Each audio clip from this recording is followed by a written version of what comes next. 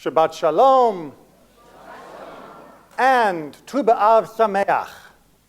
I didn't think I'd get quite as much of a response on that one. Today is what is called Tu BAv. Now, most people know Tu B'Shvat, which is, of course, the day when we mark the calendar of our trees for their life cycle. But Tu BAv is a completely different holiday. It is one that is not always very well known because it doesn't have any set of rules, of halakha, and there are no mitzvot, no commandments associated with it. There aren't even, in modern days, really any minhagim, any customs that go along with Tu BAv. And yet it is considered, according to the Talmud, to be one of the happiest days of the year. So I've got to explain to you why it's so happy. Well, thankfully, there are many reasons why it is happy, which is good and cumulative. So let's go with perhaps what is the most famous. If anybody knows anything about Tu BAv at all, the thing they probably know is that Tu BAv is Jewish Valentine's Day. That is to say, Tu BAv has a romantic relationship to it, that it is about love. And there is some very strong truth to that. According to the Mishnah, 2,000 years ago, it used to be the custom of Jewish women who were single to go out into the fields on Tu BAv on this day, and they would all wear white garments, and they would attract partners.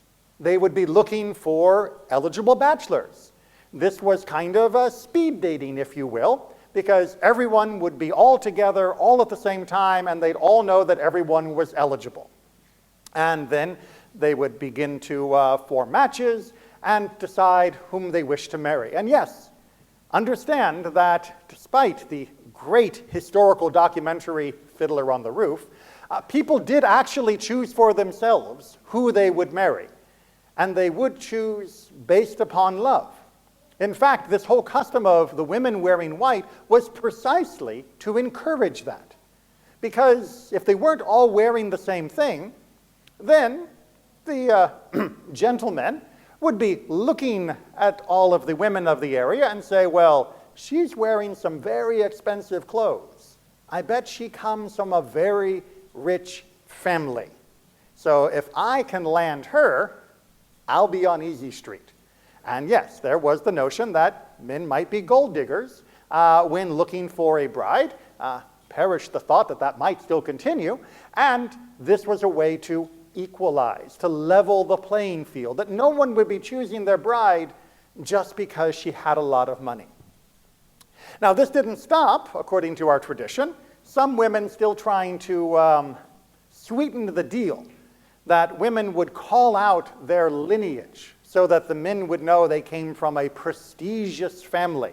Because after all, marrying into a good family, even if they're not rich, well, that is still a bonus. And other women would accentuate their beauty, because if you didn't have wealth and you didn't have status, at least you could be attractive. But our tradition frowns on that you should be looking for a partner kenegdo, as they said back in Bereshit and Genesis. You should be looking for a helpmate, somebody that works with you and gives you just the right amount of resistance. And that is not a feature of your bank account. It's not a feature of your family tree, and it's not a feature of your physical attractiveness.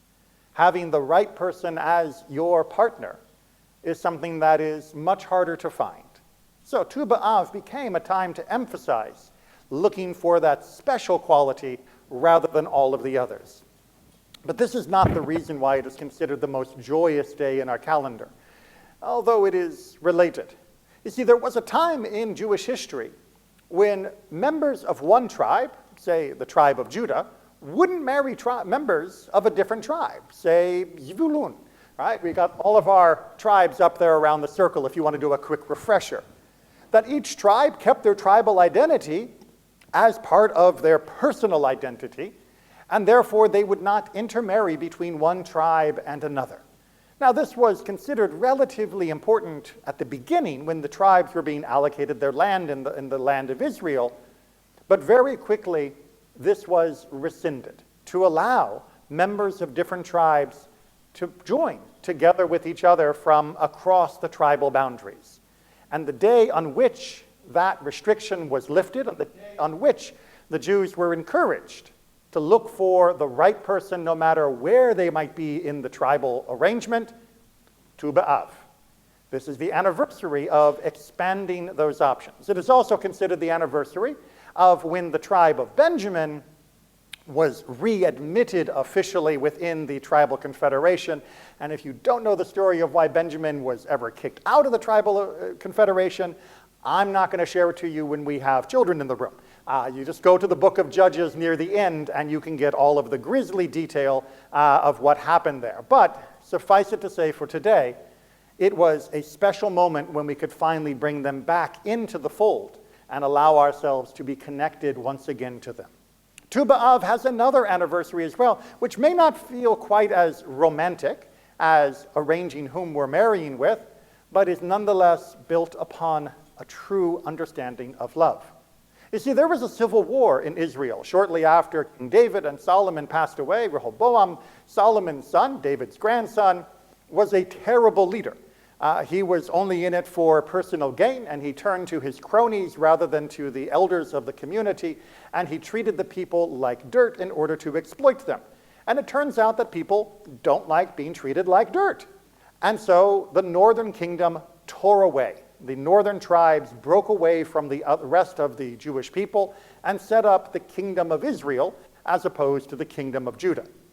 Well, there's one problem with setting up your own kingdom in the north, which is you don't have Jerusalem.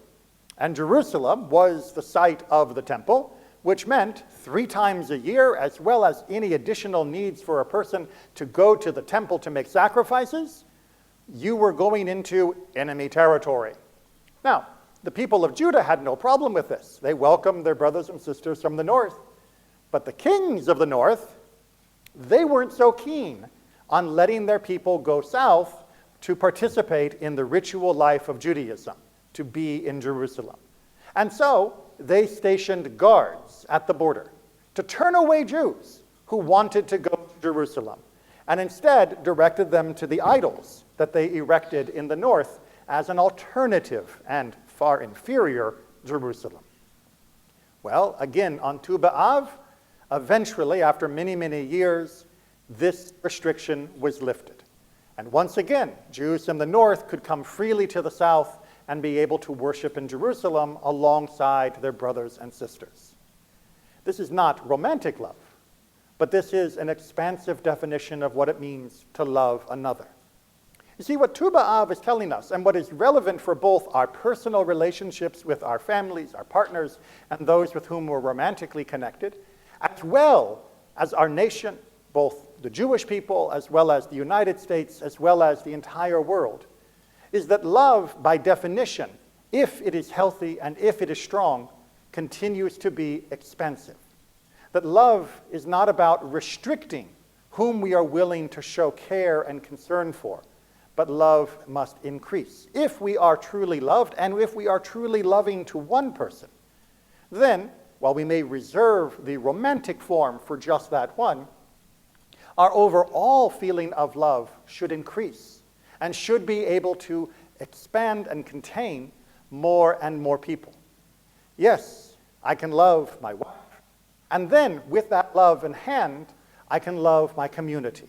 And with the love of my community, I can love my country. With the love of my country, I can love the world. This is the nature of true love. It is not about ripping us away from something else. It is not about putting guards on the border to keep us from loving something else. It is about protecting indeed that special relationship of romance while also increasing our capacity to find love in our hearts for each and every other person found within God's world. God chose to make us all come from that same root, from Adam and Chava, from those first 2 people, in order that we would look upon each other as, at the very least, a distant relative. And with a relative in mind, we should show them that love and consideration we might show to even closer relatives. Love is a blessing that we celebrate on Tu BAv. This day celebrates love in all of its forms and encourages us to find not only that right romantic partner, but to also find within those relationships the strength and the courage to love even more broadly. Shabbat Shalom.